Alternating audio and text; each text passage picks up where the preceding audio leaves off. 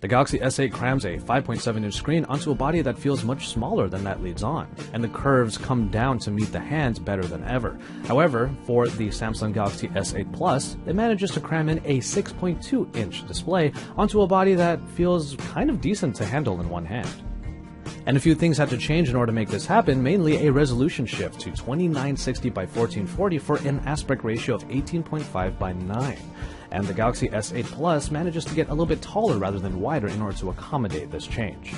Another change comes in the removal of the hardware key. Yes, this is actually happening, folks. The hardware home button is now gone by the wayside, and even the Samsung logo at the top is gone as well. On the back now is the fingerprint reader, and while it doesn't feel too bad on the S8, the S8 Plus makes it feel awkward because you have to reach for it.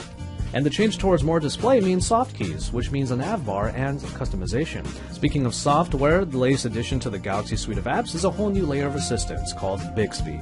Bixby is a little bit like Samsung's version of Google Now and voice search, and it can be triggered with yet another hardware change, a new button underneath the volume rocker.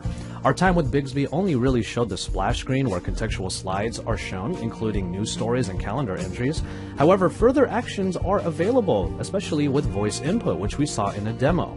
Functions here included changing the brightness or taking a selfie, and a new layer to the camera is available now as well, as Bixby can use the camera to scan not only words, so you can translate among dozens of different languages, but you can also find product information for pretty much any item. We plan to spend a lot of time with Bixby to see what it offers and to see if it's truly a new layer of assistance or just a redundancy because you still get Google Assistant built in. And all of this is housed in a water-resistant body that we were almost aggressively invited to dunk.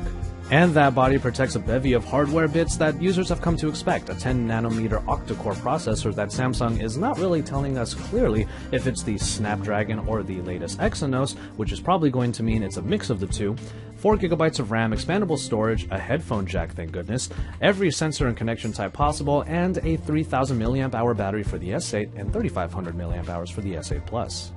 The camera is also quite familiar with 12 megapixels on the rear and 8 megapixels on the front, f1.7 aperture for both.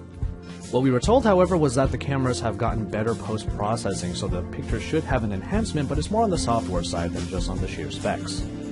So Samsung strives to make changes in just the right places, even if it does mean a shift in familiarity. Gone are the Samsung logos, the tactile home button, and flat panels.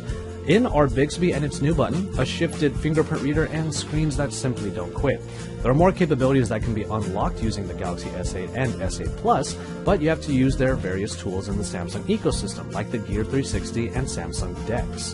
Samsung DeX blows up the already large home screen to literally desktop size with a lot of features built in. All of these different pieces will be covered here at Android Authority, and we encourage you to check out those pieces of content and video. Our first look at the Samsung Galaxy S8 makes us really excited to get our hands on the review unit sooner rather than later, but the release information currently puts pre-orders at March 30th, with the phone making it to you on April 21st. Keep an eye out for our full review and our final thoughts on the Galaxy S8 and the S8 Plus in the coming weeks.